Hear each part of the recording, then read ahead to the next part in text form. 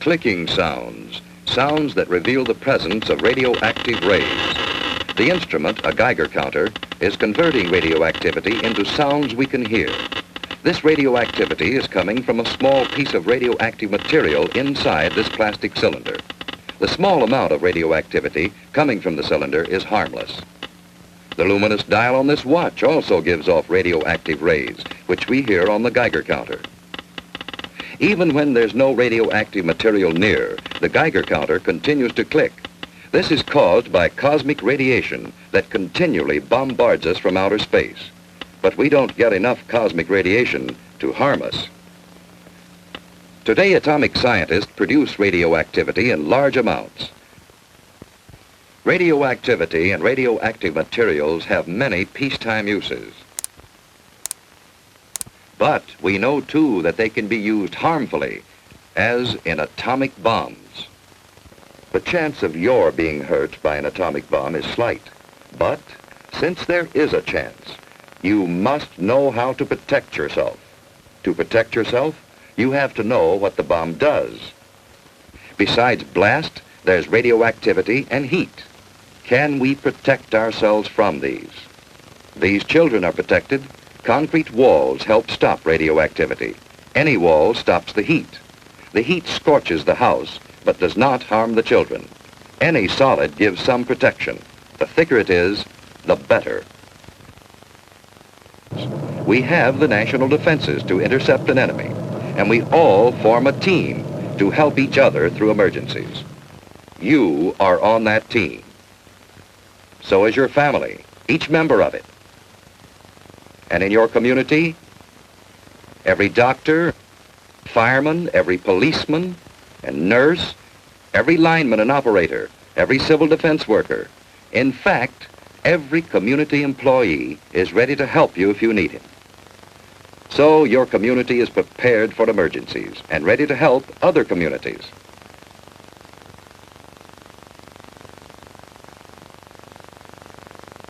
We have state and national headquarters for civil defense. And your city has a civil defense corps. We have a warning system and a system of defense. Yes, we have the equipment and the people for an effective team. But, like any team, it can win only when everyone knows his job and does it well. What is your job?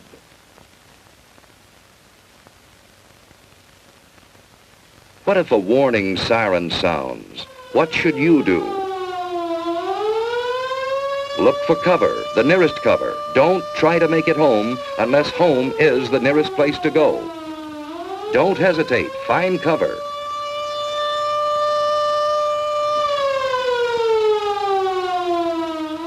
Everyone is in on this. Strangers will understand. Finding shelter quickly may save your life. If you can't get into a house, get behind a wall or a steep embankment on the side away from the city. Civil defense teams will go into action immediately. If you're home, you've work to do. Hi, Susie. Everything's fine upstairs. How you doing here? Okay, I guess. That's good. We repeat, cover windows to protect against the possibility of broken glass, heat, and radioactivity. Turn off fires. If you are home and are not assigned to civil defense duties, go to your prepared shelter. Those who are in shopping centers, go to prepared shelters Fire in the immediately. kitchen's out. Now we'll go down the In basement. this practice alert, we are assuming that the attack will come on the waterfront area. See, it's just practice. All this rushing around for nothing. Now, there's just where you're wrong. We need this practice. Now, come on, let's do our job. That's good thinking. We all need practice. Here's a clean, well-prepared shelter in the basement. Ted and Sue have a battery radio. and they have soda ash and stirrup pump fire extinguishers. They have other emergency supplies too, a flashlight, a well-equipped first aid kit with plenty of bandages, tape and scissors, a Red Cross first aid book, a few cans of food, a good supply of water, blankets, and an electric lantern in reserve. You know, Susie, this stuff would come in handy on a camping trip. I'd a lot rather be on a camping trip. Say, what would we do if we didn't have a basement? At school, they told us we should be away from windows and behind double walls. You know, like an inside hall. Ted's right. If you live in an apartment house, you can't all go to the basement. Head for a shelter area. If none is marked for you, find cover away from windows and in a hallway if possible. Wait for the all clear. Be calm. If you're on the playground, run for shelter. If you're in the schoolyard, get into the building. Move quickly, but in good order. Inside, go to the shelter area you've been assigned. Take your place on the floor. Here's one good way to protect your eyes and neck in case of a bombing. Wait for the all clear. So far, you've been watching a practice drill. But what if there is a bombing that comes without warning? What is your job then? Find cover immediately. Don't look at the flash. Stretch out. In about 1 minute, the immediate danger is past. Then head for safer cover. Another bomb may fall. Get indoors if you can. Shed your outer garments. They may have radioactive particles on them. If you're home, take shelter and stay down for about 1 minute. By then, the danger from radioactivity, heat, and blast have passed. Protect your eyes and neck. Let's get things shut up. Sue found shelter under her bed.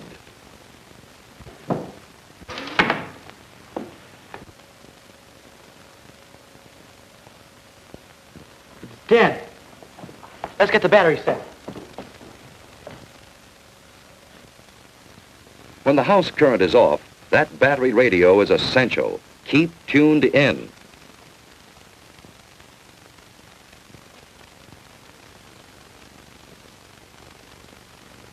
The airburst of 3:01 p.m. was zeroed on Union Station. Heavy damage extends from about 14th Street north to as far south as the waterfront. You know, we're lucky. That blast was miles Stay from there. undercover unless you have civil defense to... I've just been handed a bulletin. There's been an underwater burst at the waterfront. Water thrown up by the bomb is falling as mist and rain, and it is radioactive. Avoid this radioactive mist and rain. What does he mean which the by winds are blowing south from the river. radioactive mist? All According to what residents Dad give the said, necessary the radioactivity gets into the mist and rain. Further instructions. And if the mist or rain gets on you, it's apt to make you very sick. What would you do about it? I'd scrub thoroughly with a detergent and water. What's a detergent? It's something like Mom uses when she washes dishes and clothes. Don't drink tap water. It may be contaminated. Ted and Sue are waiting for the all clear.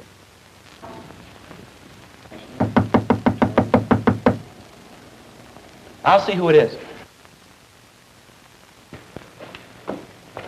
Hello, who's there? It's your block warden, Mr. Carlson. Come on in, Mr. Carlson. Hello, Ted. Hello.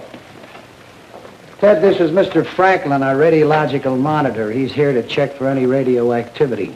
I saw your mother down the shopping center. She's fine. Well, there's no damage here. No, it's been very good here.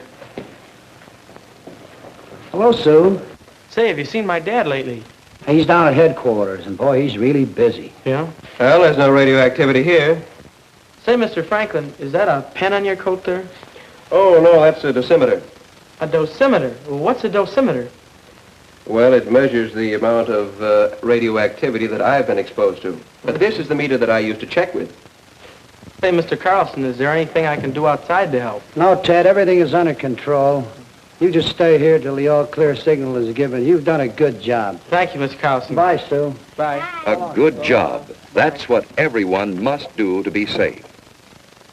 Doing a good job means simply following the rules in an alert or an attack and waiting until all is clear again. In this early and troubled stage of the atomic age, our very lives may depend on always being alert.